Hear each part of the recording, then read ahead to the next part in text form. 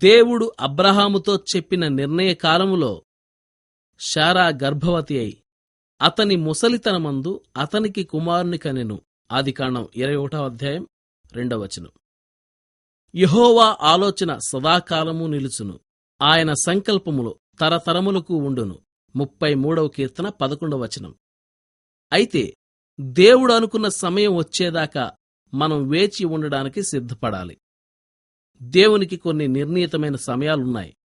ఎప్పుడు అనేది మనకు తెలియని మర్మం. మనకవి తెలియవుగాని ఆ సమయాల కోసం మనం ఎదురు చూడాల్సి ఉంది.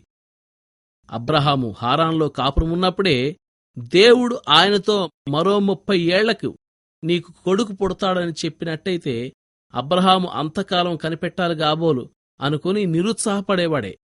కాని దేవుడు తన ప్రేమ కొద్దీ ఆ సంవత్సరాల తరబడి కనిపెట్టడాన్ని అబ్రహాముకు లేకుండా చేసి ఆ వాగ్దానం నెరవేరడానికి ఇంకా కేవలం నెలల గడువు ఉందనగా అబ్రహాముతో చెప్పాడు, ఈ కాలమున నిర్ణయకాలమునకు శారాకు కుమారుడు కలుగును. ఆదికాండం 18వ అధ్యాయం 14వ వచనం. నిర్ణయకాలం ఎట్టకేలకు రానే వచ్చింది. ఆ ఇంట్లో పసివాడి నవ్వులు కేరింతలు వింటూ ఆ ముసలి దంపతులు గతకాలమంతా తాము పడిన తమ మనస్తాపాన్ని మర్చిపోయారు.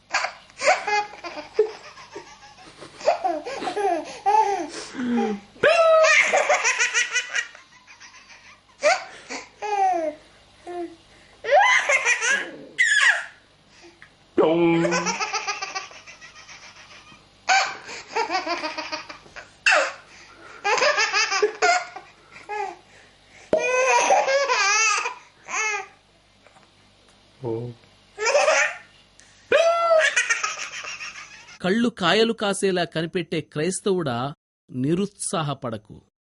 నువ్వు ఎవరి కోసమైతే కనిపెడుతున్నావో ఆయన నిరాశపరిచేవాడు కాడు.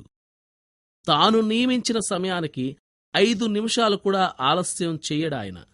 శీఘ్రంగానే నీ విచారం ఉత్సాహంగా మారుతుంది. దేవుడు నిన్ను ఆనందంలో ముంచెత్తినప్పుడు ఎంత దీవెనకరమైన స్థితి అది! సూర్యోదయానికి ముందు చీకటి పటాపంచలైనట్టే ఆ సమయం వచ్చేసరికి విచారం, ఏడుపు దూరంగా పారిపోతాయి. మనం ప్రయాణికులమే. ప్రయాణపు చిత్రపటాలను దిక్సూచిని కెలకడం మనకు తగదు. సర్వం తెలిసిన మన పైలట్ ఆ వ్యవహారమంతా చూసుకుంటాడు. కొన్ని పనులు ఒక్కరోజులో అయిపోవు.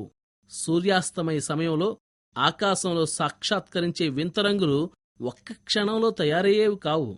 ఓ శుభదినాన బండరాళ్ళు చదును అవుతాయి. ఏ రోజది ఎవరికి తెలుసు?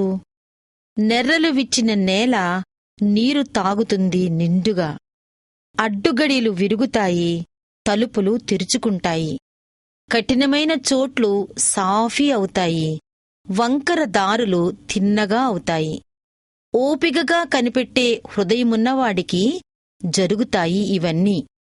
దేవుడు నిర్ణయించిన ఘడియల్లో అది రేపో మాపో ఎవరికి తెలుసు? తెలిసిందల్లా తప్పక జరుగుతాయని.